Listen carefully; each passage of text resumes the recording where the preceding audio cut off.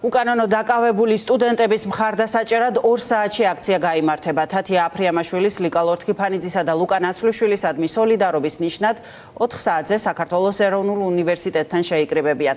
ძირს რუსეთის დამპალი იმპერია აქციას ასე ერქმევა. სწორედ ამ ფრაზის გამო გაუშვა ოცნება მარიამ ლაშხის მოთხოვნის საფუძველზე ციხეში აქტივისტი გოგოები. პოლიციისადმი დაუმორჩილებლობის საქმე შეუკერეს ლუკა ნაცვლიშვილს დაკავებული სტუდენტების მხარდასაჭერად გუშინ ილიას სახელმწიფო უნივერსიტეტთან და სამედიცინო უნივერსიტეტთან შეიკრიბნენ.